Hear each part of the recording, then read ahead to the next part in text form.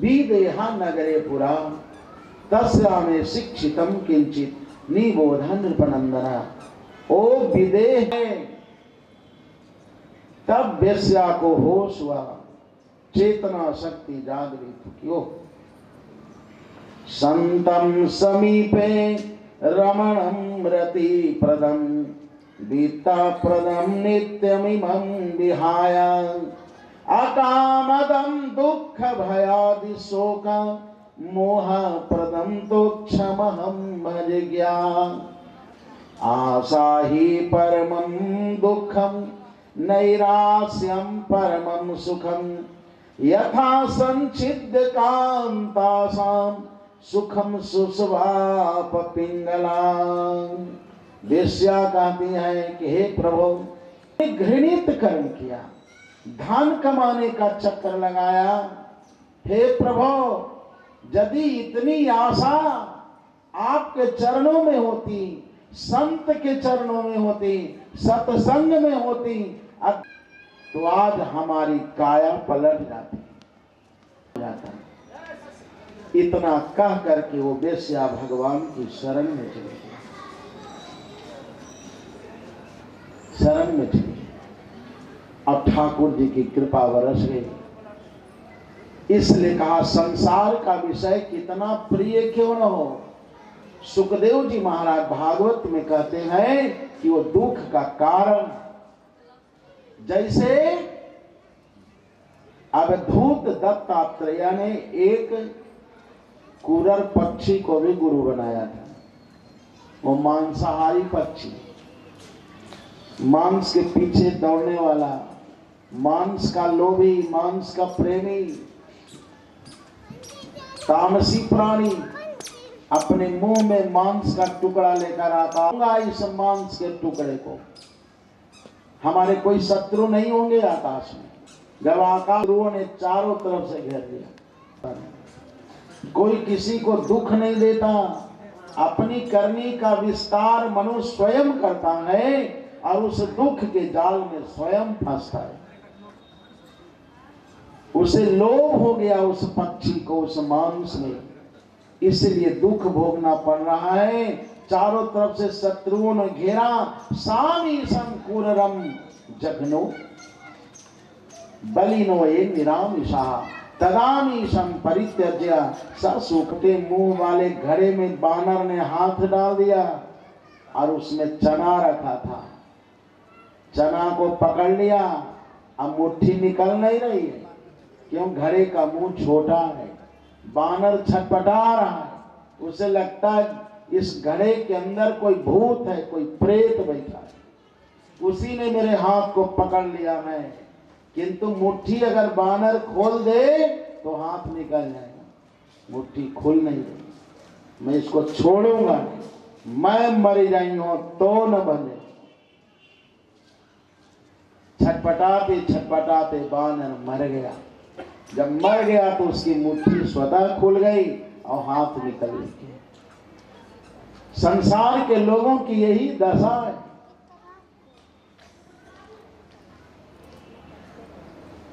एक पंडित जी ने सोचा कि मैं जो कर्मकांड विद्या जानता हूं उससे धन कम मिलता है, दान दक्षिणा कम मिलता है। अक्सर विवाह में देखे जाते हैं, सबका ठीका पाटा होता है, टेंट का, समियाना का, नाचने वाला, नाचने वाली, स्टेज शो करने वाले, सबका ठीका होता है। तो एक ठाकुर बसता है, एक पंडित जी बसते हैं, और सब जेब खाली हो जाता। लड़का के बाप को कहता है पंडित जी बाद में करो, अब तो हमारा सब दुर्दशा तंग मर गए। पंडित जी हाय हाय करते, स्वाद के चक्कर में अपने पुरुषार्थ को गंवा। सुखदेव मुनि कहते हैं कि हे परीक्षित राजा, शरीर की सारी इंद्रियां शिथिल पड़ जाएं, किंतु जब तक पूरे भारतवासियों को शिक्षा देने का काम किया, पूरे विश्व के लोगों को अपनी ओर आकर्षित करने का काम किया, स्वाद के चक्कर में सन्यासी यदि धन का पीछा करेगा तो सन्यास मार्ग को कलंकित करेगा, उसका पतन हो जाएगा। इसलिए सन्यासियों को अकेले ही विचरण कर, आराम से संसार में विचरण करता रहे, कहीं अपना जीवन चलाने के लिए थोड़े समय के लिए ठहर जाए, कोई विशेष वस्तु की इच्छा न करे, ज्यादा आकर्षण पाने की इच्छा न करे। अगर सन्यासियों को शिक्षा देने का काम, हाथी फंसाने वाले हथनी, कागज की हथनी बनाकर एक कुएं में सेवा वो रख देते हैं और उसी हथनी के चक्कर में हाथी आता है और कुएं में फंस करके उसे जिन विषयों को देखा जाता है, एक कानों से जिनकी बातों को मधुर मधुर और रसमयी बातों को सुने जाते हैं, इसी के चक्कर में मनुष्य फंसता है उसी हाथी की तरह और अपने जीवन को गंवा देता है। दत्तात्रेय ने कहा, राजन, हाथी को गुरु बनाकर इस संसार में काम किया है और शिक्षा देने का भी काम किया। संसार तो ऐसा ही है, किंतु एक सन्यासी को काठ की भी स्त्री हो तो उसका स्पर्श नहीं करना चाहिए। ये शिक्षा दी है, बहुत बड़ा संदेश दिया है। 24 गुरु में एक मधु निकालने वाले मधुहरता को भी गुरु बनाया। मधुमक्खी को, मधुमक्खियां रस संग्रह करती है, कृष्ण पक्ष में 15 दिनों तक रस जमा कर 15 दिनों तक आराम से उसको भोगने का काम है। मतलब 15 दिन कमाएंगे और 15 दिन आराम से खाएंगे। 15 दिन रस जमा करती है और जब रस भोगने का समय आ जाता है तो हरता आता है और उसके खोते को उजाड़ कर चला जाता है, सारा रस निचोड़ कर चला जाता है। मधुमक्खियां हाय हाय करके रह जाती, हाय हाय करती, कमाया कोई खाया कोई। संसार के लोगों की भी यही स्थिति है। मधुमक्खी तेरा जीवन भर सरतोड़ परिश्रम करती है, जब रिटायरमेंट होगा तो आराम से बैठकर कॉफी चाय पिया करेगा।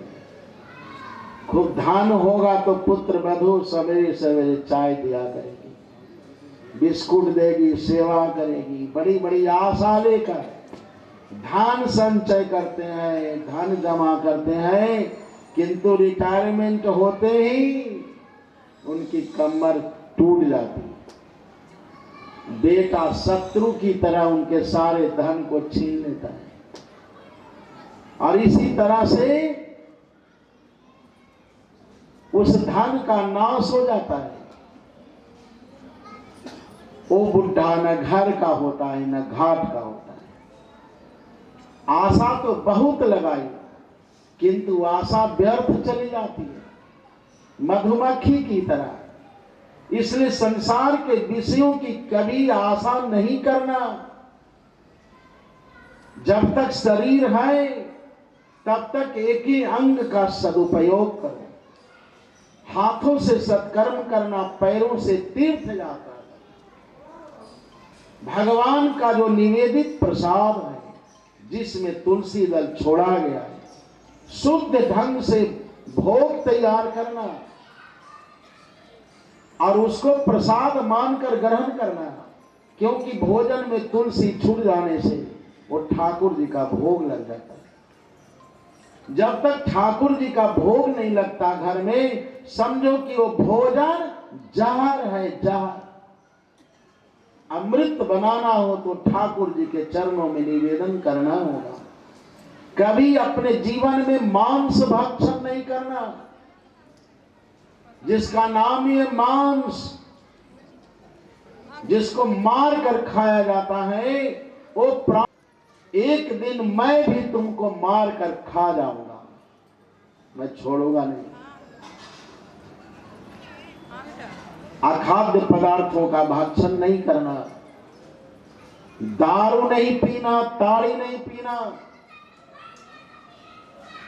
जिससे इंद्रियां दूषित हो जाती है, मनुष्य शुद्ध बुद्ध से गिर जाता है और अपने परिजनों को सताने का काम करता है। यदि कोई व्यक्ति अपनी स्त्री को भी सताता है, अपना पति क्यों न हो, स्त्री को सताने के कारण ही उसका पुरुषार्थ नष्ट हो जाता है, गल जाता है। उसके घर में कोई देवी देवता वास करना नहीं चाहते। कोई अपनी स्त्री को छोड़ करके परदेश चले जाते हैं। अब ताना मारते हैं कि तुम रहो इंडिया में, भारत में, और मैं चला इंग्लैंड में। अब दूसरी स्त्री लेकर आए। ऐसी भी मामला आती, परदेश चला जाता है। अपने परिजनों को छोड़कर एक व्यक्ति परदेश गया था और 18 वर्षों तक इंग्लैंड में रहा, क्योंकि अंग्रेजी तो इंग्लैंड वाले ही बोलते हैं, उनकी मातृभाषा। और व्यक्ति कितना भी नकल करेगा तो उस तरह से नहीं बोल सकता है। अपनी मातृभाषा बोलने में जितना भाव प्रकट होता है, दूसरे की भाषा को बोलने में उतनी जिज्ञासा नहीं होती, भाव प्रकट नहीं होते। 18 वर्षों तक रहा और अंग्रेजी फटाफट से करके आया। जरा चले, हमारे न रहने के बाद हमारी स्त्री की क्या दशा है, हमारी माँ की क्या स्थिति है, थोड़ा देख करके आया। अपने देश में जब घर में आया, उसे प्यास लगी थी, प्यास। स्त्री तो प्रणाम करने गई, प्रणाम। बहुत दिनों के बाद प्रियतम का आगमन हुआ है, प्रणाम करने गई।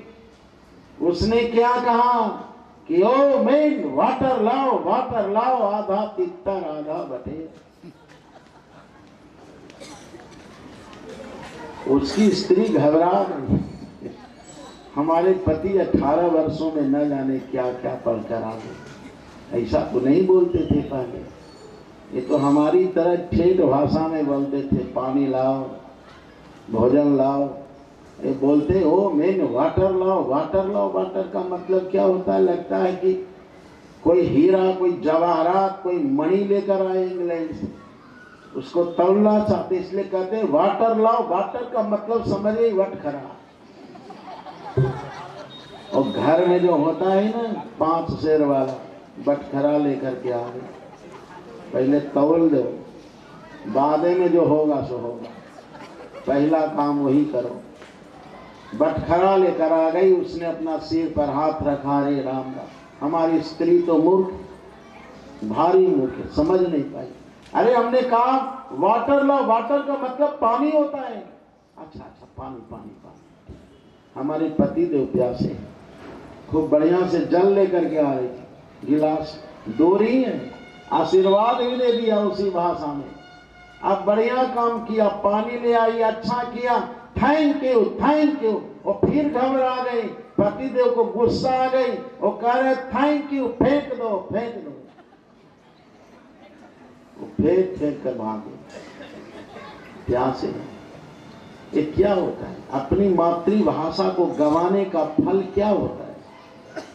इसलिए कहीं भी रहो, अपनी मातृभाषा को कभी भूलना नहीं। जो भाव माता के उदर से प्रकट होता है, उसी भाव में परमात्मा नारायण समाविष्ट हो जाती है, उसी से प्रसन्नता होती है।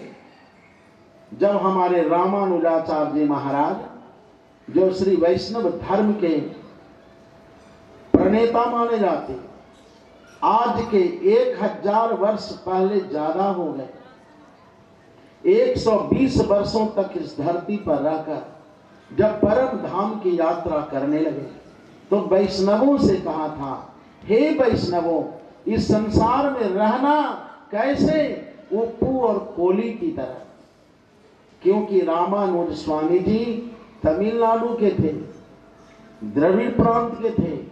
श्री पेरुम्बुदूर में उनका जन्म हुआ था, जो चेन्नई से मात्र 35 किलोमीटर की दूरी पर पेरुम्बुदूर है, उसका नाम भूतपुरी, जहां राजीव गांधी जी का स्मारक बना हुआ है। तो जाते समय कहा था, उप्पू और कोली दोनों तमिल शब्द है, क्योंकि अंतिम में अपनी मातृभाषा का उदय हो गया, मातृभाव जग गए। उप्पू, उप्पू कहते तमिल भाषा में नमक को। कहा कि हे वैष्णवो, नमक की तरह रहना। दूसरे के स्वाद को बनाने के लिए नमक अपना नाम रूप दोनों को गला देता है।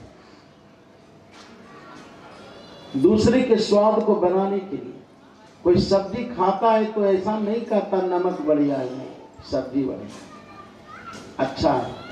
अगर नमक नहीं पड़े तो बनाने वाली स्त्री को 21 पीढ़ियों को उलट देगा। सब कुछ किया किंतु नमक नहीं दिया। अगर एक दिन नहीं बनाओ बढ़िया, एक दिन अगर नहीं मिला नमक, तो नमक का कितना बड़ा रहस्य होता है। का नमक की तरह रहना, इस संसार में धर्म की रक्षा करने के लिए, गौ की रक्षा करने के लिए, सनातन धर्म की रक्षा करने के लिए, अपने माता पिता का सम्मान करने के लिए, भ्रातृ धर्म की रक्षा करने के लिए, अपने वेद गौ ब्राह्मण की रक्षा करने के लिए, परमार्थ करने के लिए यदि अपने शरीर का परित्याग करना पड़े तो नमक की तरह कर देना। ये श्री वैष्णव धर्म।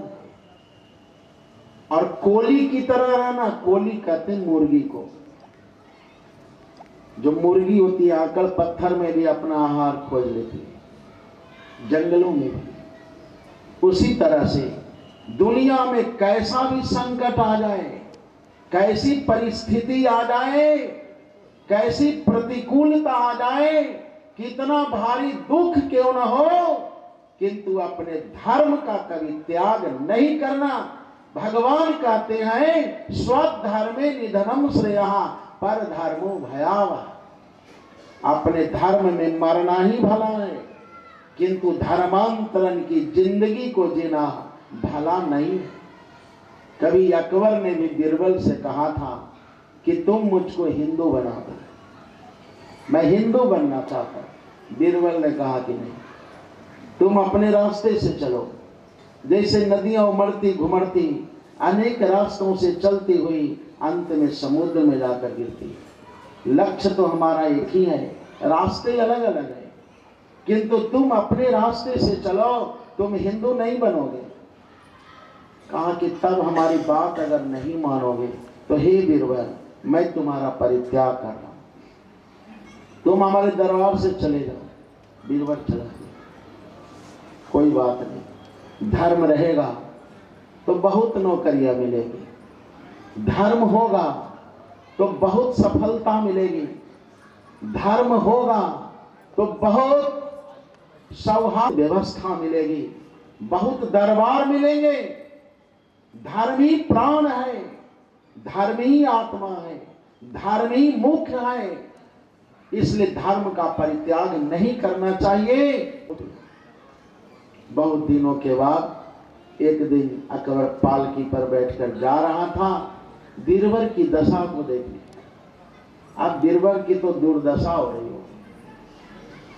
एक नदी के किनारे पालकी रुकी और अकबर की दृष्टि पड़ी बीरबल पर। अकबर ने देखा कि बीरबल की दशा बहुत खराब हो गई। हमारे दरबार में रहता था तो एक बादशाह की तरह रहता था, आज बीरबल की दशा इतनी खराब हो गई है कि गधा धोने की नौबत आ गई। गधा धोते हुए अकबर ने देखा, कहा बीरबल तुम्हारी दशा इतनी गिर गई, गधा धोने की नौबत आ गई। गधा धो रहे, बढ़िया बढ़िया साबुन लगाकर धो रहा है, चंदन खास इत्यादि मोती और महंगे महंगे जो साबुन होते हैं सबको रगड़ रगड़ करके धो रहा है। अकबर कहता है बीरबल आप बताओ तुम्हारी दशा कितनी खराब हो गई। अरे गधा क्यों धो रहे हो? इतना रगड़ रगड़ कर साबुन से धोने का प्रयोजन क्या है? बीरबल कहता है कि बादशाह सचमुच हमारी दशा तो खराब हुई। तुम्हारे दरबार से जब मैं छूटा तो हमारी दशा ठीक नहीं, गधा धोने का समय आ गया। मैं गधा को खूब साबुन लगा लगा कर इसलिए धो रहा हूं, मैं खूब मेहनत इसलिए कर रहा हूं कि मैं सोचता हूं कि गधा को मैं इतना साबुन लगाकर धोऊं, इतना धोऊं, इतना धोऊं, रगड़ रगड़ कर कि गधा गाय बन जाए। मैं इस गधा को गाय बनाना चाहता हूं। अकबर ने कहा कि तुम्हारी बुद्धि खराब हो गई, जब गरीबी आती है ना तो बुद्धि बिखर जाती है, तुम तो बिल्कुल दरिद्र हो गए। अरे गधा को बहुत धोने से गधा गाय बन जाएगा? बीरबल ने कहा अकबर, जब गधा गाय नहीं बनेगा तो तुम मुसलमान से हिंदू कैसे बनोगे? कैसे? इनकी एक अलग रास्ते हैं, एक रास्ते, एक साधन। जब तक मनुष्य साधन पक्ष का सम्मान नहीं करता तब तक अपने लक्ष्य को प्राप्त नहीं करता। कोई अगर धर्म को बदल लेता है तो बदल लेने से दूसरे धर्म का नहीं माना जाता। कौवा कभी हंस नहीं हो सकता और हंस कभी काग भी नहीं हो सकता। ऐसा विषय मिलता है। इसलिए कहा अपने धर्म में अपने धर्म का सम्मान करना चाहिए। अपने धर्म का सम्मान करते हुए हमारे दत्तात्रेय ने चंद्रमा को भी गुरु बनाया, चंद्रमा को गुरु बनाया और गुरु बनाकर बहुत बड़ी शिक्षा दी है। देहस्य नात्मनः कला नामीव चंद्रस्य काले ना व्यक्त वर्तमना। जैसे चंद्रमा की कलाएं कभी घट जाती हैं, कभी बढ़ जाती हैं। अमावस्या पक्ष में चंद्रमा की कलाएं क्षीण होती हैं। प्रतिपद, द्वितीया, तृतीया, चतुर्थी, पंचमी, षष्ठी, सप्तमी, अष्टमी, नवमी, दसवीं, एकादशी, द्वादशी नाश होगी, घनघोर अंधकार। किंतु हमें परीक्षित राजा, अमावस्या के दिन भी चंद्रमा का नाश नहीं होता है। चंद्रमा का नाश हो जाएगा तो चंद्रोदय कैसे होगा? चंद्रमा की कलाएं रहती हैं। सूक्ष्म दृष्टि वाले, ज्ञान दृष्टि वाले अमावस्या के दिन भी उस चंद्रमा का दर्शन किया करते हैं। जो सत्संग है हमें सूक्ष्म दृष्टि प्रदान करता है। उसी तरह से इस शरीर में भी आत्मा है। बिना शरीर का आत्मा नहीं होता। किसी न किसी प्राणी में आत्मा का वास जरूर होता है। इस शरीर के नष्ट हो जाने पर भी आत्मा का नाश नहीं होता। उस चंद्रमा को गुरु बनाकर दत्तात्रेय ने इतनी बड़ी शिक्षा दी है। जैसे चंद्रमा का नाश नहीं होता उसी तरह से आत्मा का भी नाश नहीं होता। ये चंद्रमा हमारी गुरु है। दत्तात्रेय ने कबूतर को भी गुरु बनाया। किसी में आसक्ति करना विनाश का कारण होगा। कबूतर और कबूतरी दोनों बड़े प्रेम से रहते थे। नाति स्नेहा प्रसंगो वा कर्तव्य क्वापि केनचित् कुर्वन् बिंदेत संतापम कपोतैव दीनधे। कभी कबूतरी के गर्भ से अंडा उत्पन्न हुआ, उससे एक बच्चा का जन्म हुआ। उस एक बार चारा लेकर लौटे तो देखा कि हमारा जो बच्चा है ना एक जाल में फंसा हुआ है। एक बहेलिया ने जाल डालकर फंसा लिया। दोनों कबूतर और कबूतरी उस बच्चे के लिए बहुत मचलने लगे। दोनों का चित्त चंचल हो गया। वो कबूतरी हाँ बच्चे करते करते उस जाल में फंस गई। कबूतर से भी सहन नहीं हुआ।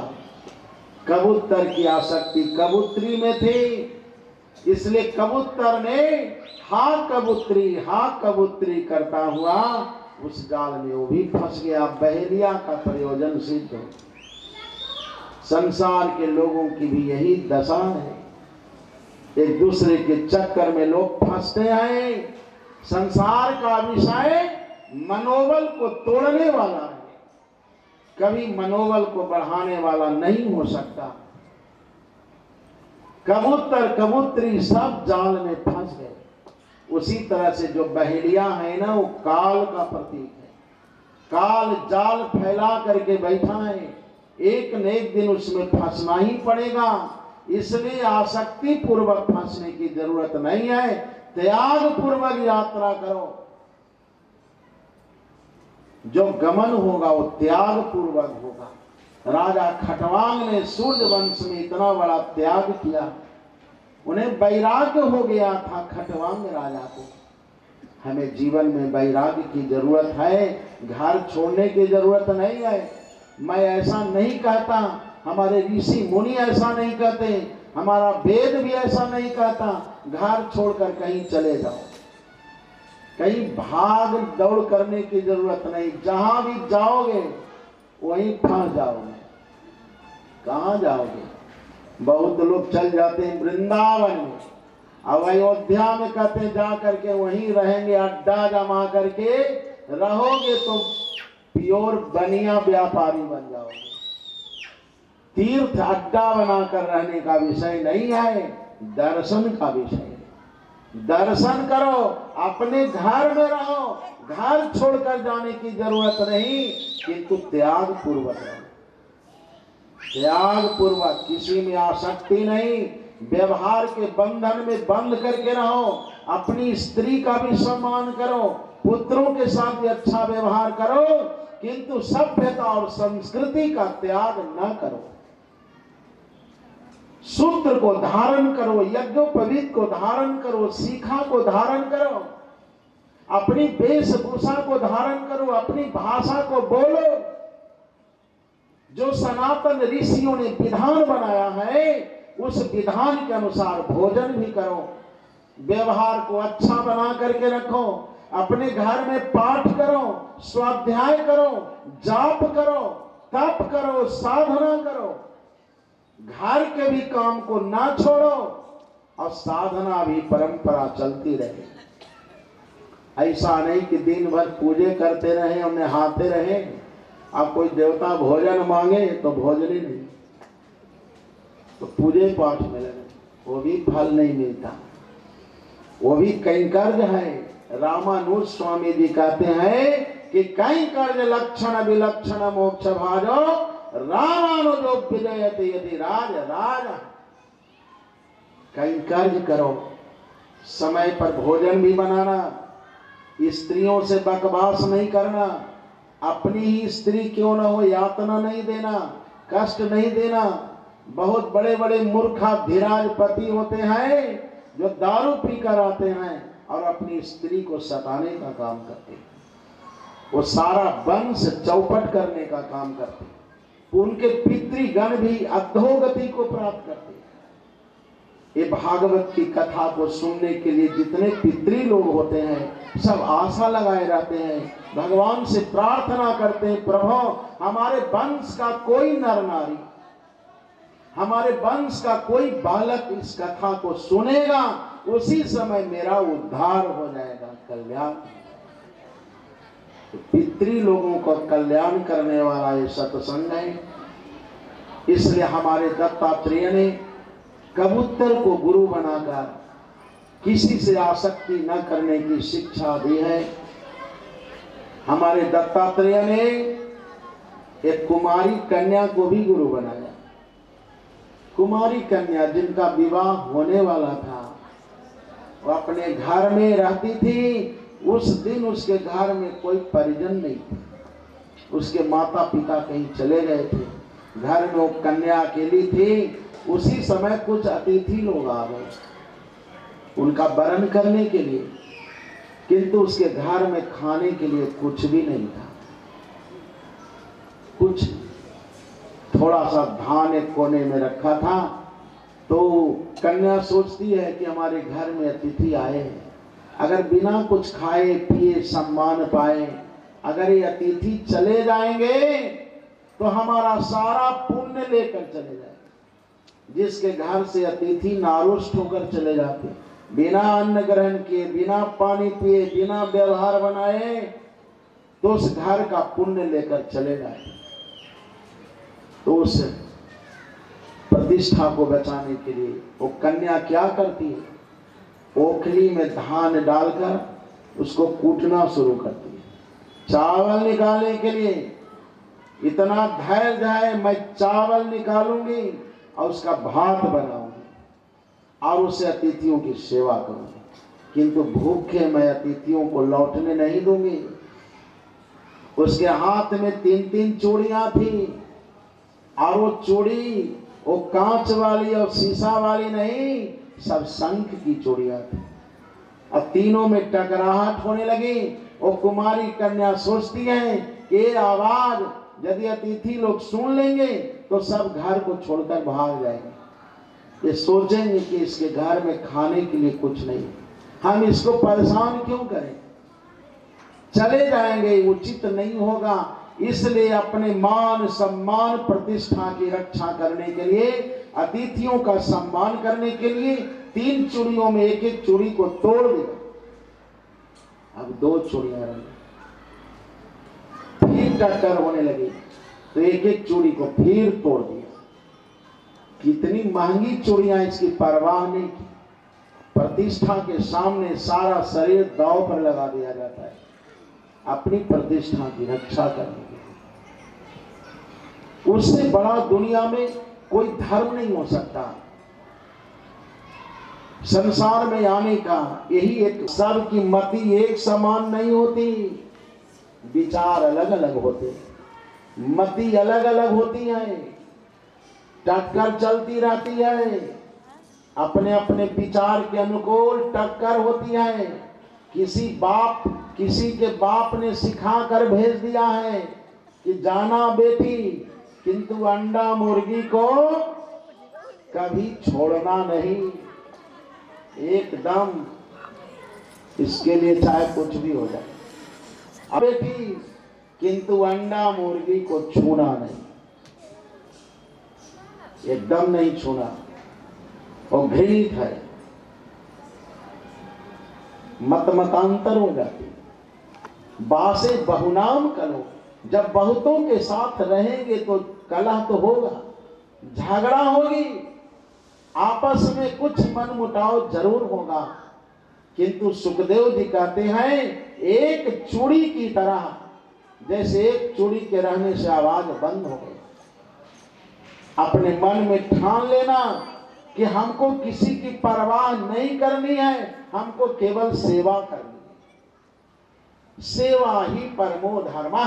जब ऐसा भाव आ जाता है तो उसके जीवन में शांति मिल जाती है। संसार के कलह के चक्कर में नहीं रहना, अपनी सेवा को छोड़ना नहीं। एक चूड़ी बच गई तो आवाज बंद हो गई। अकेला जीवन में विचरण करना, परमात्मा के स्वरूप का चिंतन करना, मनन करना। मुक्तो जड़ो बालो योगुणेभ्यः परम गतः। दत्तात्रेय ने एक बालक को भी गुरु बनाया। बालक को इसलिए कि बालक जो होता है ना, बादशाह होता है। जितनी स्वतंत्रता बालकों के पास है, वैसी स्वतंत्रता उसके माता पिता के पास नहीं होती। ये आग है, पानी है, वो बालक नहीं समझता। ये कुआं है, वो बालक नहीं जानता। वो कुआं की ओर दौड़ता है, आग की ओर दौड़ता है। जितनी चिंता उसके माता पिता को है, वो चिंता उस बालक को नहीं है। ये बालक धरती का सम्राट बादशाह माना जाता है।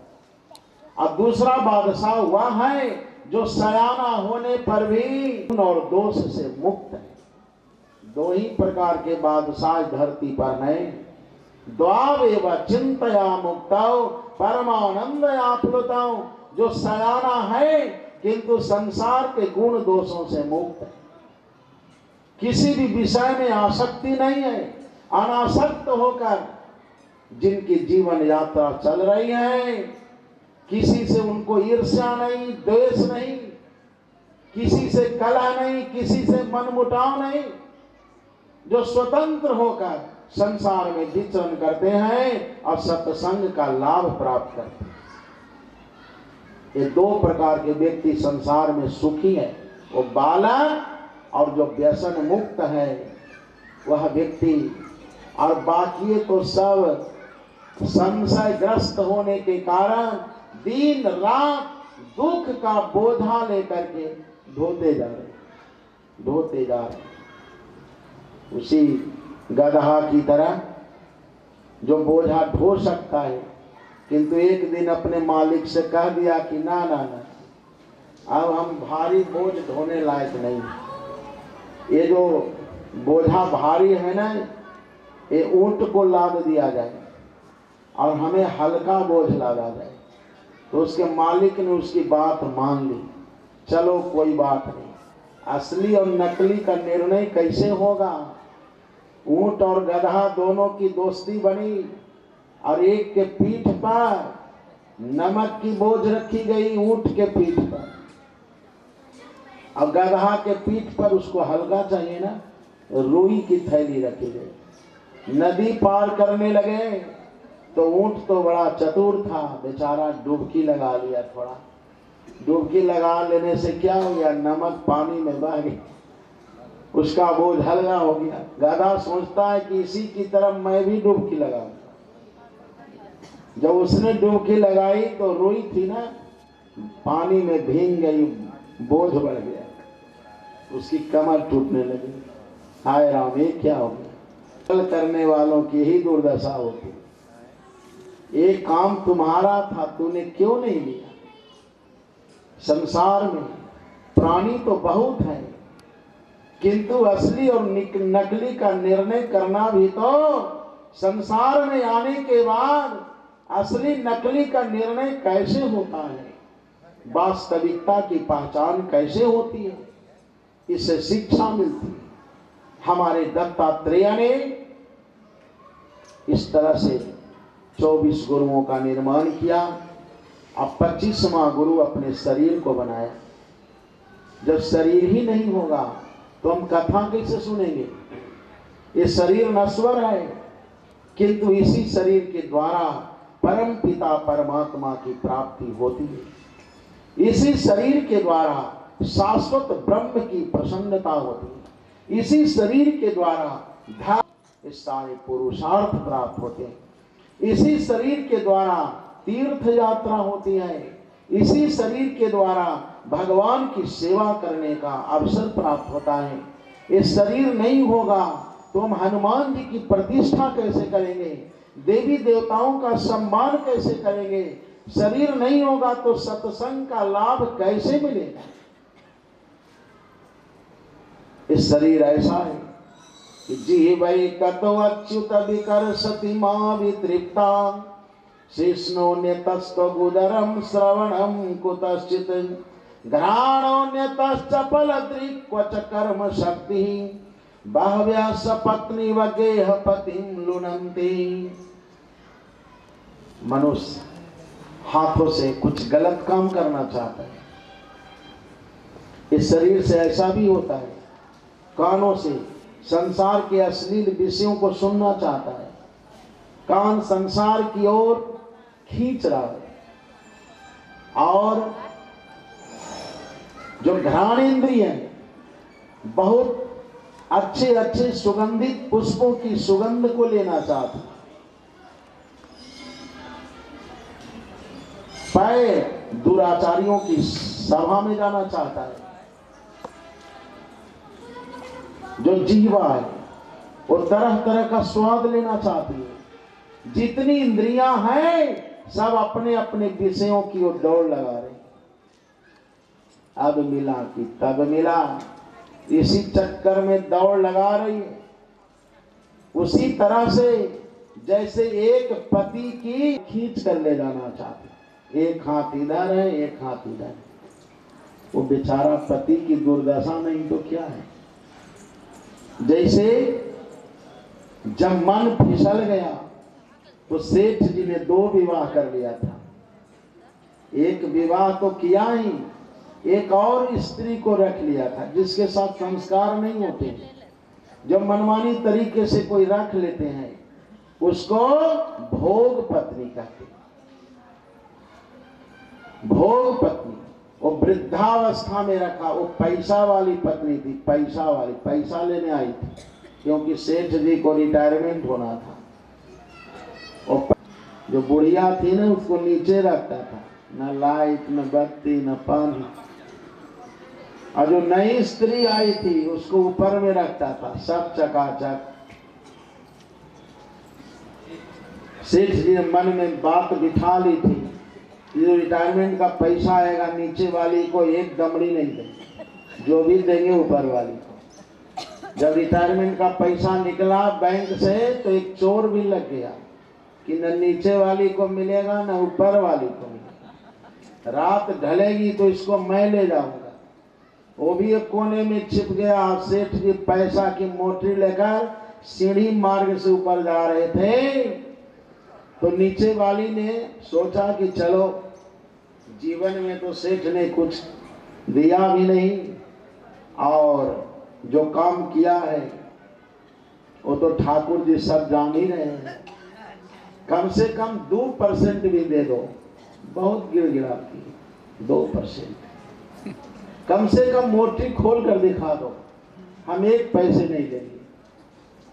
कहा कुछ नहीं, 1 पैसा तुमको नहीं मिलेगा, जो भी है सब ऊपर जाएगा। तो नीचे वाली ने, जो धर्म पत्नी होती है ना, वो गला नहीं पकड़ती है, वो हाथ भी नहीं पकड़ती, वो तो पैर ही पकड़ी। ऊपर वाली ने देखा कि पैर पकड़े हैं। और सेठ जी क्या करते थे, उनकी चोटी बड़ी लंबी लंबी थी, जुल्फी रखा करते थे। ऊपर वाली ने जुल्फी पकड़ लिया, जो रखनी होती है वो पैर नहीं पकड़ती है, जुल्फी चोटी धर लिया। ऊपर वाली ने चोटी, नीचे वाली ने पैर। अब सेठ जी तो एक राम झूला की तरह हो गए, खींचतान शुरू हो गई। अब सेठ इसी दृश्य को देख रहा था। सेठ की इस स्थिति को देखकर चोर ने ठहाका मारना शुरू कर दिया और खींचतान में सेठ की दुर्दशा हो गई, चोटियां उखड़ गई। सेठ तो नीचे गिरे, उनके दांत भी टूटे, जीवा कट गई, खून की धारा बहने लगी और हंसने के कारण चोर पकड़ा गया।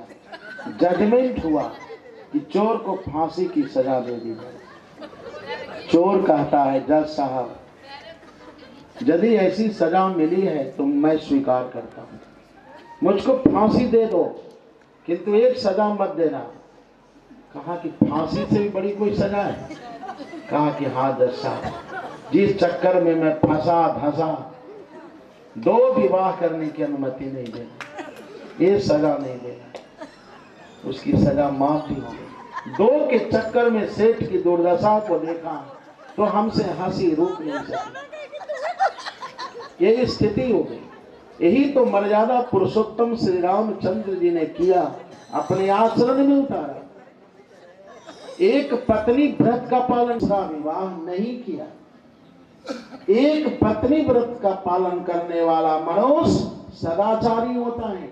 मर्यादा का पालन करने वाले राजा रामचंद्र जी ने एक मनुष्य के योग्य, एक मनुष्य का आचरण कैसा होना चाहिए, एक राजा का धर्म कैसा होना चाहिए, राजधर्म की भी शिक्षा दे। स्त्रियों के लिए स्त्री धर्म का भी पाठ पढ़ाया, एक मनुष्य के लिए मानवता की शिक्षा देने का काम। इसलिए अपने जीवन को संभाल करके रखना चाहिए। हमारे दत्तात्रेय ने एक मकड़ी को भी गुरु बनाया था। 24 गुरुओं में एक का नाम था मकड़ी। एक मकड़ी होती है, मकड़ी, और मकड़ी का काम क्या है? लार पैदा करना, उल्टी करना।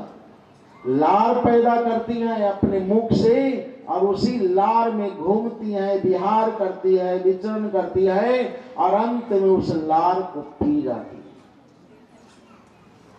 दत्तात्रेय ने कहा कि हे राजा यदु, मैंने मकड़ी को गुरु इसलिए बनाया कि मकड़ी की आयनो देवहा पूर्व सृष्टम स्वमाया, समृद्ध काल कलया कल्पांत इदमीश्वर। नारायण प्रभु भी इस संसार को रचते हैं, पैदा करते हैं, पालन करते हैं, पोषण करते हैं और अंत में रुद्रावतार धारण करके काल रूप में इसका संहार भी कर देते। शिक्षा देने का काम दत्तात्रेय ने किया था। दत्तात्रेय ने एक समुद्र को भी गुरु बनाया। समुद्र को समृद्धो कामहीनो वा नारायण परो मुनि नोत सर्पेत्न सुसेता सरिद भी रीव सागर। समुद्र की तरह समुद्र गंभीर है, अथाह है। उसी तरह से जो साधक होते हैं उनको सहनशील होना चाहिए। समुद्र चाहे तो पूरी धरती को डुबा सकता है, किंतु उसमें इतनी गंभीरता है कि न जाने कितनी नदियां उमड़ती घुमड़ती समुद्र में जाकर गिरती है वर्षा ऋतु में, किंतु समुद्र प्रफुल्लित नहीं होते, समुद्र प्रसन्न नहीं होते। इतनी नदियों का जल मुझ में आता है और ग्रीष्म ऋतु में न जाने कितनी नदियां सूख जाती हैं, तो भी समुद्र को कोई परवाह नहीं, समुद्र को कोई शोक नहीं। उसी तरह से जो साधक होते, जो भक्त जन होते हैं, वो कभी बहुत धन प्राप्त कर लेने पर भी प्रसन्न नहीं होते और धन नष्ट हो जाने पर कभी उनके जीवन में घबराहट नहीं होती। इस समुद्र को गुरु बनाकर दत्तात्रेय ने सम स्थिति में रहने की शिक्षा दी है। अपने जीवन को ऐसा बनाओ, न घटने का शोक, न आने की प्रसन्नता। जो चल रहा है बहुत अच्छा चल रहा है, सदैव प्रसन्न रहना, प्रसन्नता से संसार में यात्रा करना, प्रसन्नता से सोना, प्रसन्नता पूर्वक भोजन करना, प्रसन्न होकर वार्तालाप करना, ये जीवन को सुख देने वाले सारे साधन है। इससे जीवन कृतार्थ होता है, सफल होता है। ऐसा उपदेश किया दत्तात्रेय ने राजा यदु को कि भगवान श्री कृष्ण चंद्र जी उद्धव महाराज से कहते हैं कि उद्धव जी, हमारे जाने के बाद 7वें दिन ये द्वारिका को समुद्र डुबा देगा, इसलिए द्वारिका में वास नहीं करना।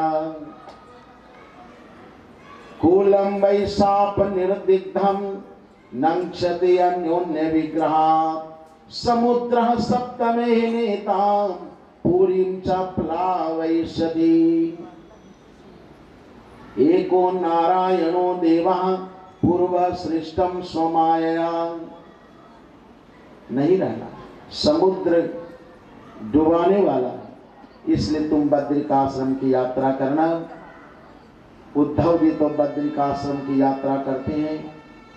इस उपदेश को सुनकर के जो राजा यदु थे वो समदर्शी हो गए थे, उन्हें आत्मज्ञान हो गया था। भगवान श्री कृष्ण चंद्र जी ने अपने पूर्वजों का जो संस्कार है उद्धव जी महाराज से सुनाया था। कभी जब उद्धव और कृष्ण का संवाद हुआ था तो अपने यदु महाराज के इतिहास को सुनाया कि हमारे जो पूर्वज थे यदु, वो दत्तात्रेय के मुख से उपदेश सुनकर समदर्शी हो गए।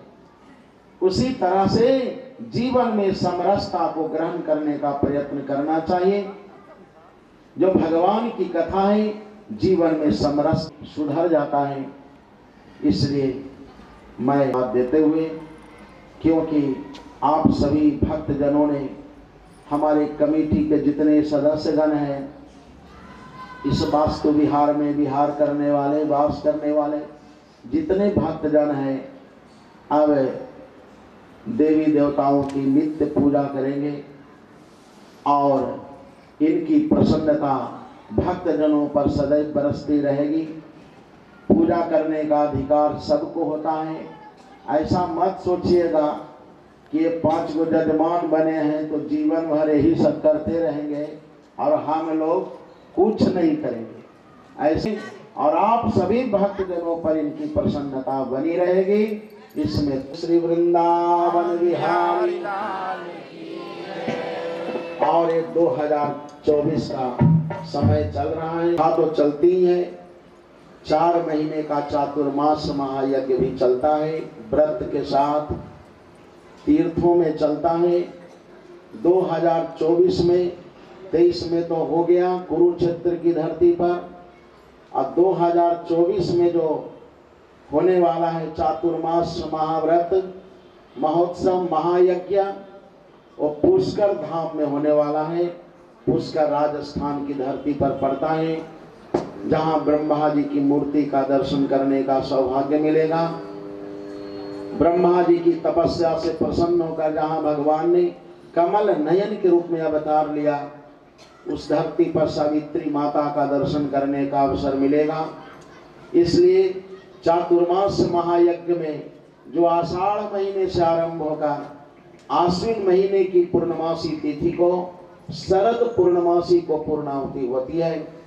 4 महीने तक चलने वाला जो महायज्ञ है, उस महायज्ञ में, चातुर्मास महायज्ञ में, मैं आप सभी भक्तजनों को जो वास्तु विहार में विशेष रूप से वास करते हैं, विहार करते हैं, और जो अगल बगल गांव से भी भक्तजन पधारे, चाहे जिस गांव से आए हो, जिस वर्ण के हो, जिस जाति के हो, और जो सनातन धर्म से प्रेम करते हो, ऐसे सभी सनातन धर्मावलंबियों को, आप सभी भक्तजनों को मैं भगवान नारायण की ओर से और अपनी ओर से भी उस चातुर्मास महायज्ञ में आने के लिए सादर आमंत्रित करता हूं। आप पुष्कर महायज्ञ में जरूर पधारेंगे। बस इसी के साथ मैं अपनी वाणी को विराम देता हूँ। कल 8 बजे हमारी यात्रा होगी, क्योंकि कल से जो महायज्ञ चलेगा सरवाली में चलेगा, करपी अरवल के पास है, वहाँ होगा। बोलिए श्री वृंदावन बिहारी लाल की जय। सीताराम सीताराम सीताराम कहिए,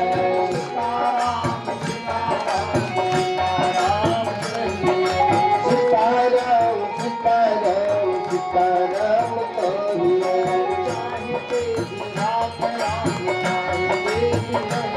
हे जाहिनी गिरात राम साहिबी भी रहिए।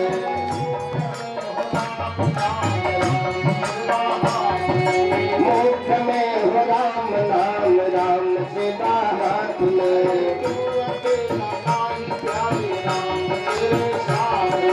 तो अकेला नहीं प्यारे राम तेरे साथ में। हे विधि का विधान कर हाथ लाभ चाहिए। हे सीताराम सीताराम सीताराम कहिए,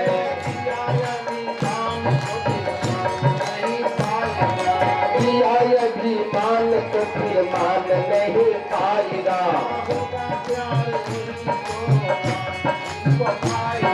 होगा प्यार वही जो राम जी को पाएगा।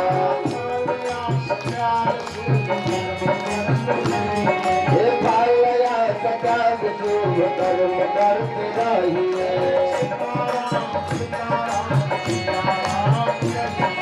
सीताराम सीताराम सीताराम कहिए,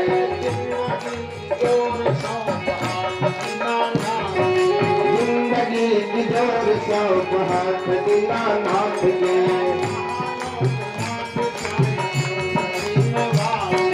महलों में रात जाहि झोपड़ी में वास दे।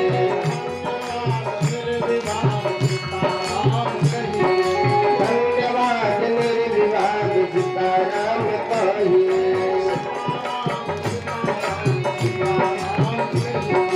सीताराम सीताराम सीताराम कहिए।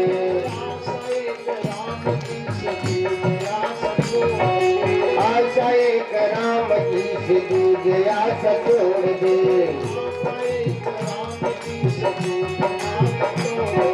नाता एक राम की से दूजे नाता तोड़ दे।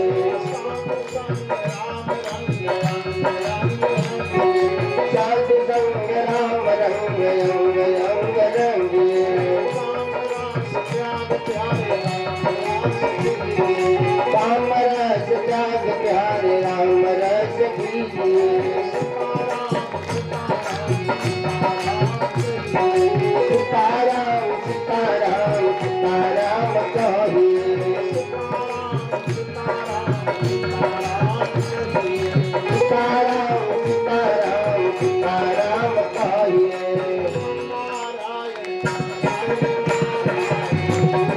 नारायण नारायण नारायण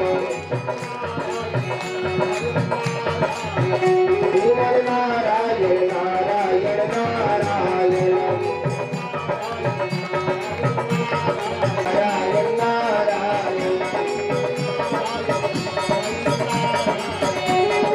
नारायण नारायण नारायण भगवान नारायण नारायण नारायण श्रीमन नारायण नारायण नारायण श्रीमन नारायण नारायण नारायण श्रीमन नारायण नारायण नारायण श्रीमन नारायण नारायण नारायण श्रीमन नारायण नारायण नारायण श्रीमन नारायण नारायण नारायण श्रीमन नारायण नारायण नारायण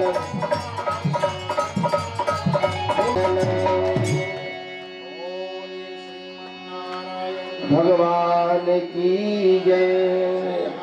सने ब्रजासने पशुसने लोकसन्य भयसने अग्निं ब्रजं बहुलं गदोक्ता सचन्द्रपूर्वे साध्याः सन्ति देवा ओम श्रीयः कान्ताय कल्याण निधोनिधोधिना श्रीनिवासाय मङ्गलम् महारद्वाज कुलारविन्द भवने विद्या प्रियं वैष्णवम् श्रीमन्तं पुरुषोत्तमं गुरुवरं मित्रावतं संवदे बोलो श्री वृंदावन बिहारी लाल की जय। गुरुदेव भगवान की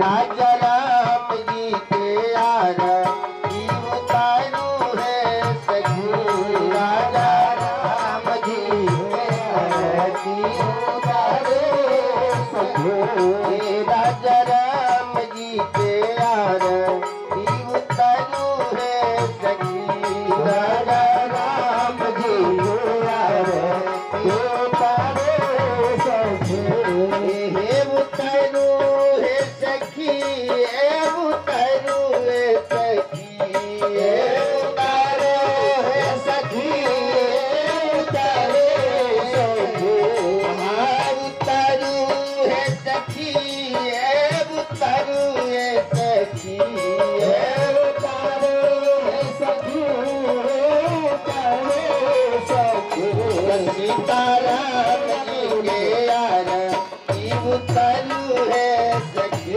सीताराम जी के यार उतारू सखी चारो भैयन के यार उतारू है सखी चारो भैयन के यार उतारू सखी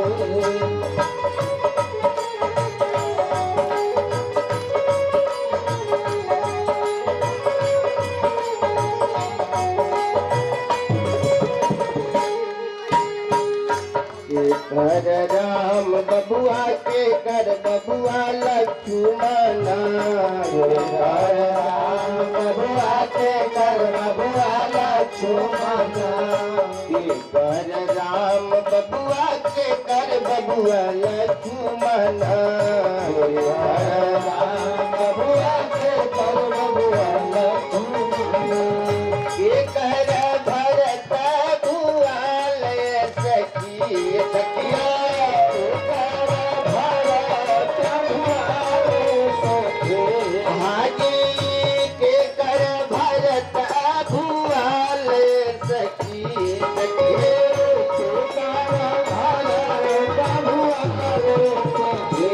राजा राम जी के यार उतारू है सखी राजा राम जी के यार उतारू सखी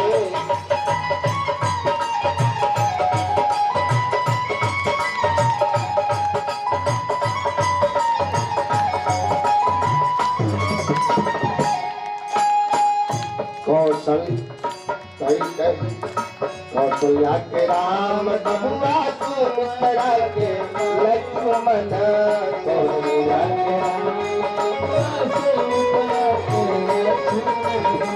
कौशल्या के राम बबुआ सुमित्रा के लक्ष्मण कौशल्या के राम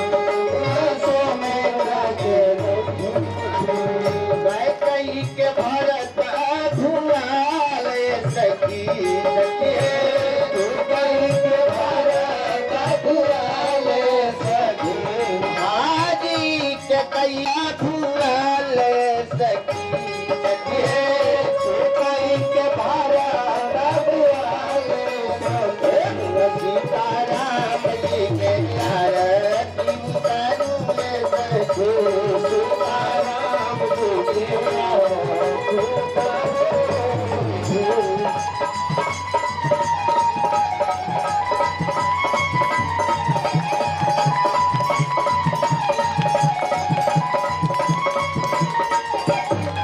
कवन रंग राम बबुआ कवन रंग लक्ष्मण कवन रंग राम बबुआ कवन रंग लक्ष्मण कवन रंग राम बबुआ कवन रंग लक्ष्मण कवन रंग राम बबुआ कवन रंग लक्ष्मण कवन रंग भरत भुआल सखी सखी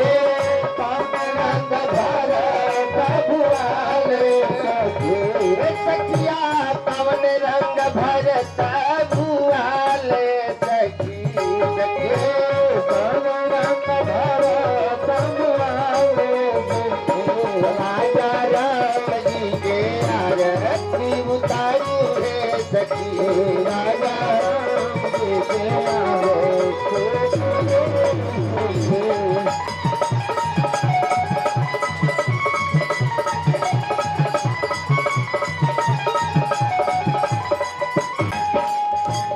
श्याम रंग राम बबुआ गोरे रंग लक्ष्मण श्याम रंग राम बबुआ गोरे रंग लक्ष्मण श्याम रंग राम भैया गोरे रंग रंग भरत धुआल सखी सखी सखिया तरंग भरत भुआल सखी सखिया तरंग भरत भुआल राजा राम जी आरती उतारू रे सखी राजा राम जी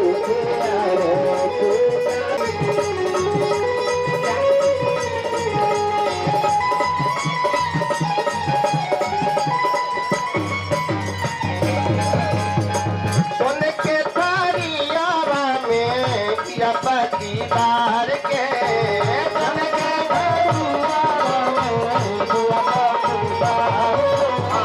बन के तारियावा में दिया पतिदार के बन के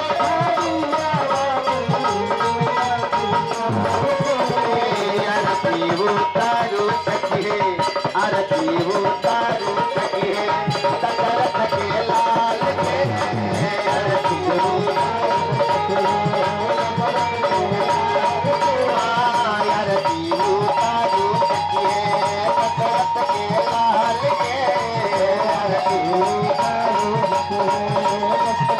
हरी भारी अंजूरी में मोतिया लुटाई के हरी भारी अंजूरी में मोतिया लुटाई के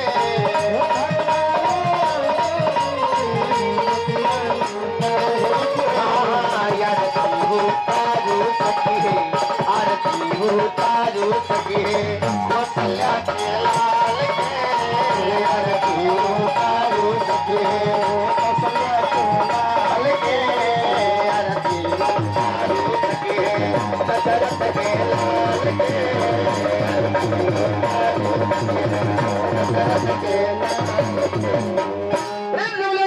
रामचंद्र की के आस लेके नैना जले से चरण पखरूं गुरुबर के नैना जल से चरण नैना जले से चरण पखरूं गुरुबर के नैना जल से चरण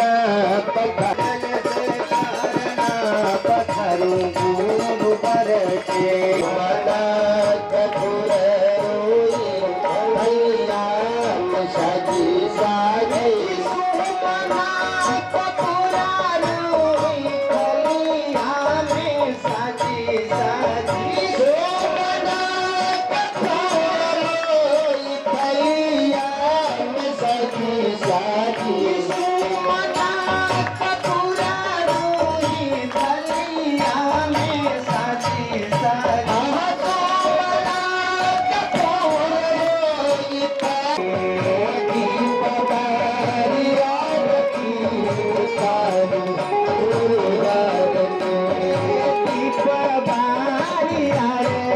उतारूं गुरुबर के दीवारी आरती उतारूं गुरुबर के नैना जल से चरण पखारूं गुरुबर के नैना जल से चरण पखारूं गुरुबर के नैना जल से चरण पखारूं गुरुबर के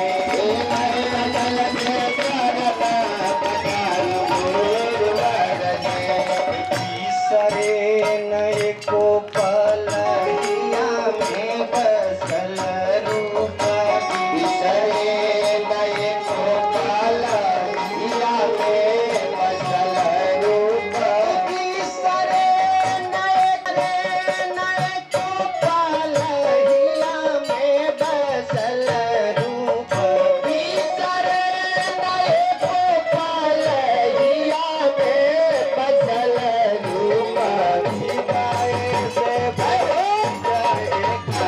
गुरुबर के आए नयन भूली जाय तारे गुरुबर के नैना जल से चरण पखारूं गुरुबर के नैना जल से चरण पखारूं गुरुबर के गुरु चरण धारी भावा सिंधु कर गई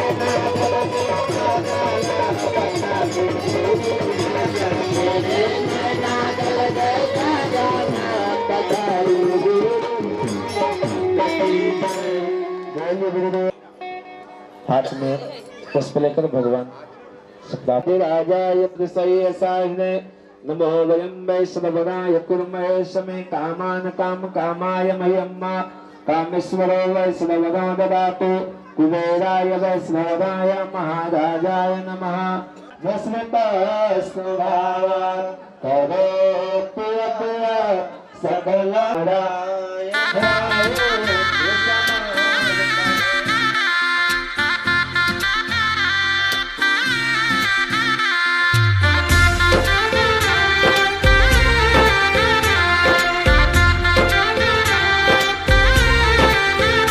आज गली गली अवध सजाएंगे, आज पग पग पलक बिछाएंगे।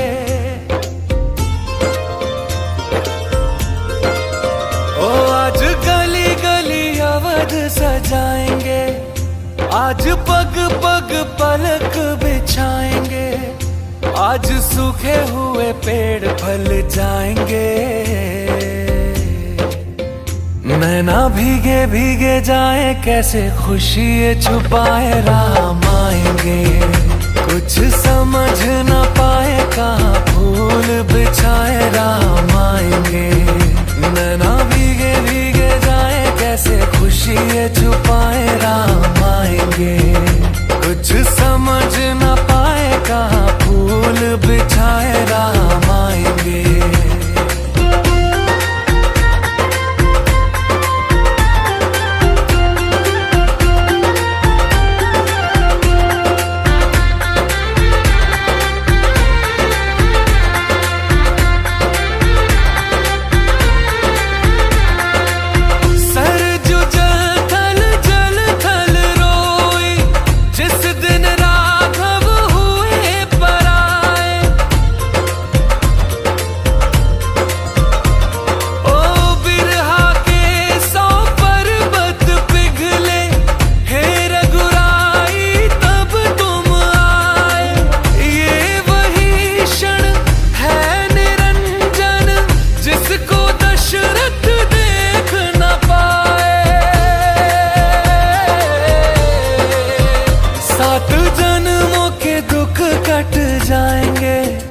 आज सरजू के तट मुस्काएंगे, मोर नाचेंगे पपी है आज गाएंगे।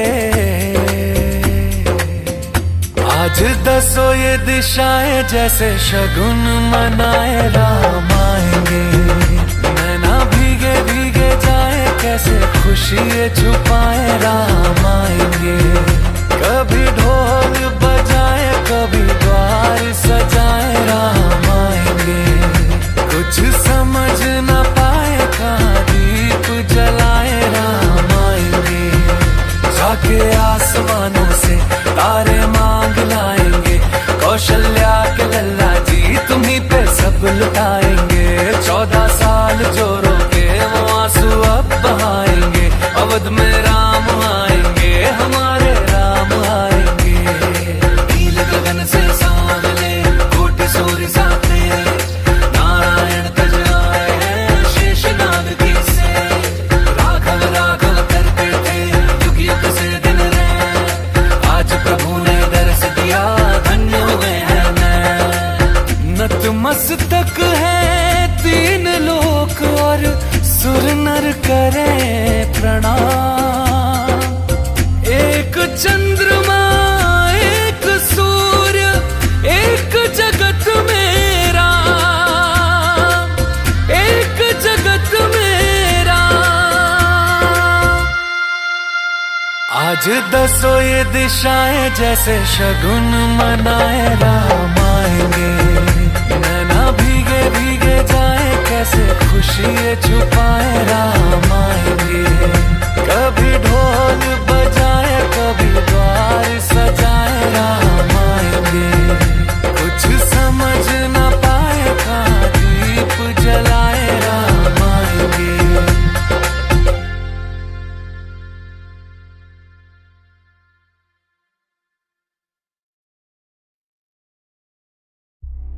रघुपति राघव राजा राम, पतित पावन सीताराम।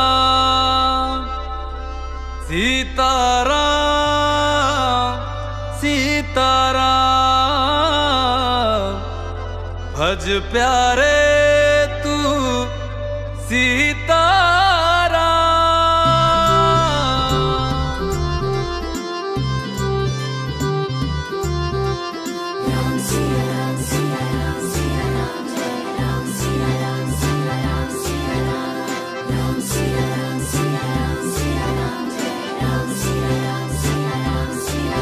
अयोध्या अयोध्या ए मेरे प्यारे राम,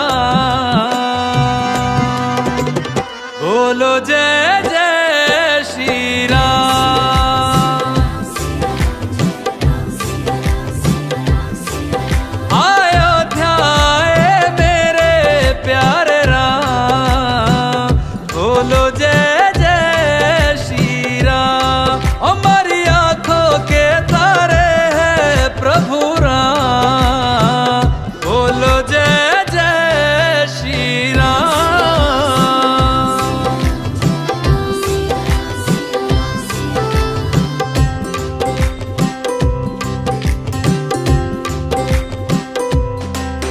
युग राम राज का आ गया शुभ दिन ये आज का, आ गया हुई जीत सनातन धर्म की, घर घर भगवा लहरा गया। जागा है अवध का भाग जी, गूंजा है विजय का राग जी। योगी संतों की अखियों से झलका है प्रेम अनुराग जी। सज धज के ओ सज धज के लागे सबसे न्यारे राम, बोलो जय जय श्री राम। हमारी आंखों के तारे हैं प्रभु राम, बोलो जय जय श्री राम।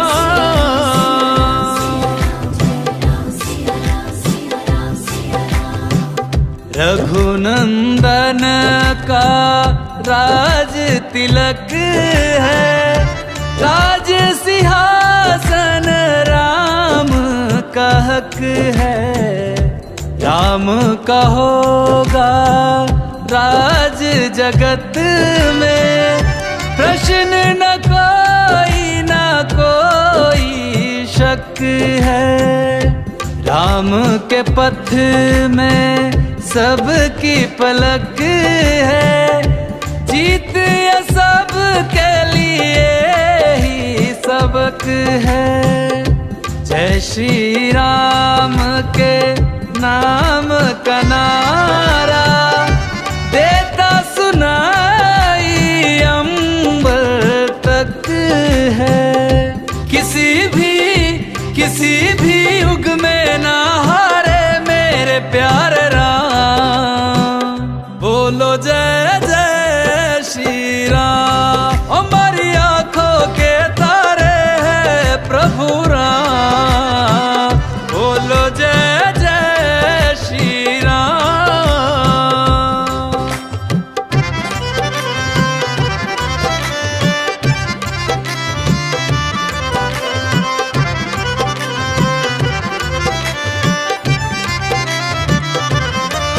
सरयू के धारे नाच है दोनों किनारे, नाच है दसों दिशाएं झूम रही, यहाँ चांद सितारे नाच रहे मन भक्तों के, यहाँ साधु सारे नाच रहे। राम की धुन में हो के मगन सब राम दुलारे नाच रहे पर्वत पे शंकर देवी देवता नाच रहे। अयोध्या अयोध्या ए मेरे प्यारे राम, बोलो जय जय श्री राम।